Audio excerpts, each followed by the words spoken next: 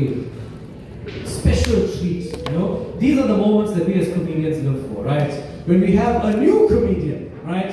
To be baptized in fire in the Dropkicks Murphy open mic comedy night. This is what we like to see, right? And what I want to see is for you guys to have an open mind, to give your honest love, your honest support. This is where we're cultivating the future of stand-up comedy. This could be the next person on Netflix or Showmax, depending, right? But you need to give the encouragement so that we can see this art form grow. So, a trio.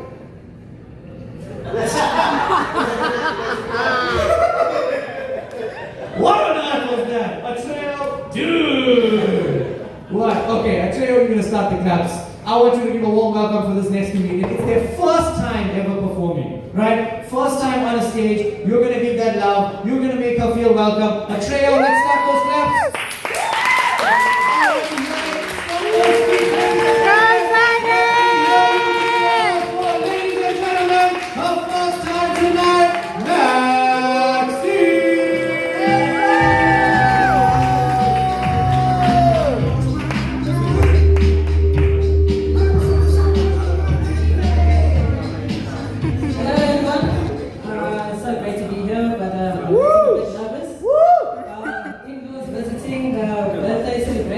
White people like that.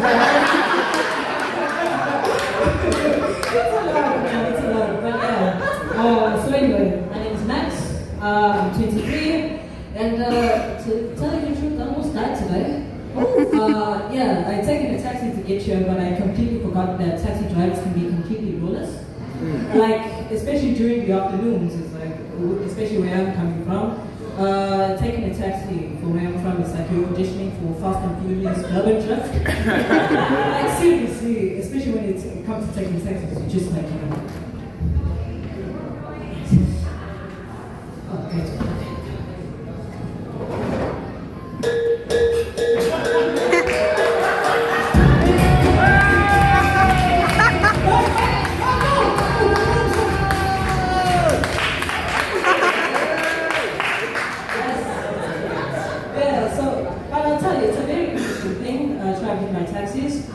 So I come from Newlands East, right? And I travel to and from taxis every day.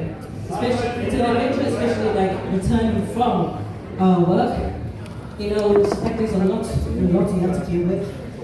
Trying to navigate a whole ocean of people.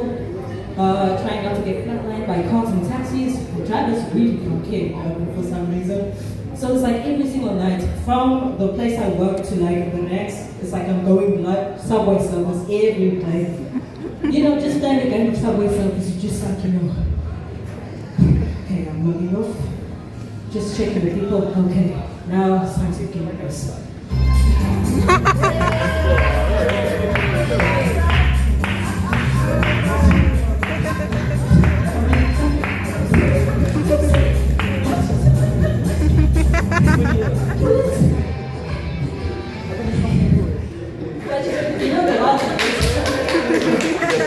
The one thing is that when you've reached the taxi that you have gotten, right, you would have thought that all the troubles are over from the time that you have gotten the taxi.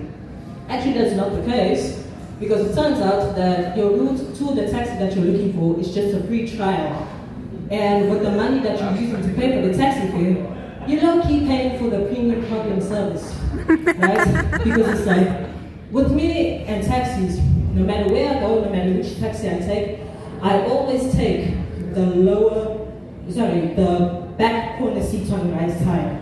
Always. Because when you take that seat, you don't have to play the taxi money game.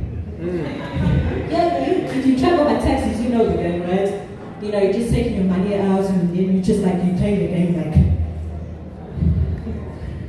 okay, who's gonna pass the money forward? Like, who's gonna pass the money forward? At least when you're traveling at the back seat, right? You don't have to worry about that. You just hand the money and then you're done. You sit. Whereas with the other three, I don't know why, but you could be the nicest person on the planet. All of a sudden, when it comes to passing the money forward, it's like you're allergic or something. Right? So it's like you can turn downright petty. And when it's filled to the brim with people who have just got 10 to 12 hours, that game can turn long for some reason. So it's just like,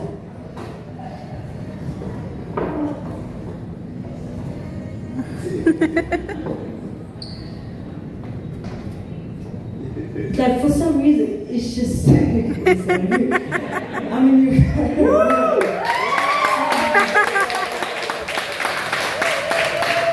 But like, corner seats or not, front or back, you always have to make sure that your money's intact.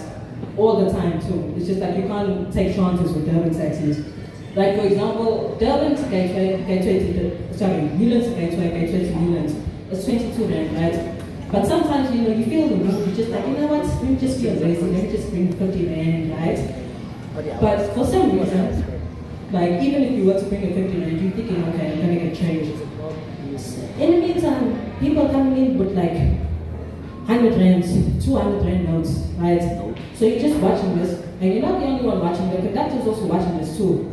All these notes getting passed, not a single point in sight, right? So it just feels like, you know what, let me just jump off this taxi. Mind you, the taxi is moving, he does not care, just like, no, I'd rather jump off than just face another argument. Where's my change? Where's my change? Where is it, right? And while the people in the back are dealing with who's passing the money forward, the people in the front, right, they're having to deal with, you know, a lot of things. Trying to keep the money in order, passing people's money forward, making sure the money is correct, trying not to knock up the person who keeps tapping their shoulder for some reason.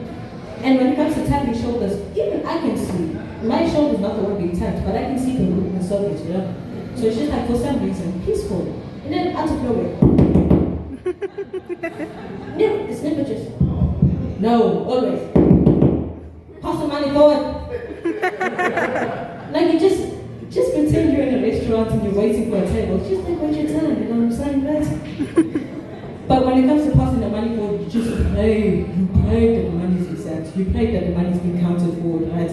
That the driver can actually be like, okay, the amount of people are traveling, so therefore the amount is correct. Let's just go back to it.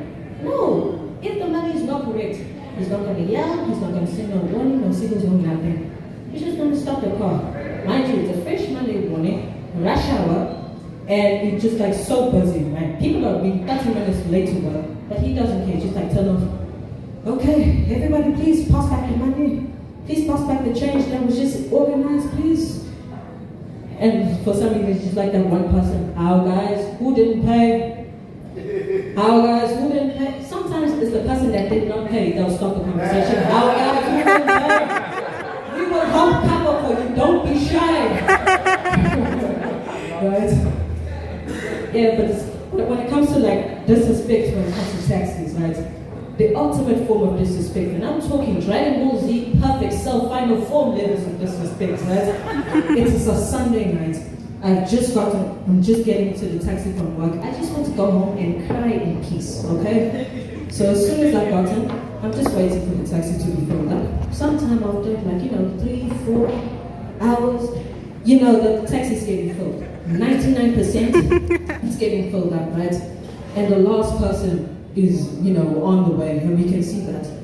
But for some reason, the nerve, I'm sorry, but just the nerve, the audacity, the unmitigated goal to do something like this, man. You can see people are like waking up, right? They're ready to play the money taxi game, right? But for some reason, they're just like, okay, the taxi's getting full. Please put my seats over there, please. I'll be just 5 minutes, just fine, right?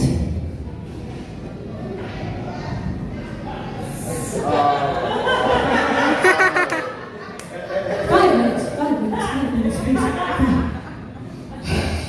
Like, I'm sorry, but it's just like, I don't know what mindset you need to get into that, right? Like, I understand we're all being stressed out, but like, to see that people are getting woken up from their sleep, right? They were actually talking to their families and be like, yeah, it's getting filled up again. Actually, I think we might be camping out, waiting for this person, so don't bother, just lock up, man. I'll let you know when I get there, right? And this person just comes by and you're like, okay, we're getting ready to go. Where are you going? Man, don't smoke at this time of night, man. Like, we were so pissed, we ended up just pulling 2 rands for the money needed in order for this for the taxi to be filled up. Like, but like, it's just the anger of it all, and just like the complete moment of time. Are there any taxi drivers here? Yeah, but yeah, that would be the thing. Thank you. Please give it up for yourself.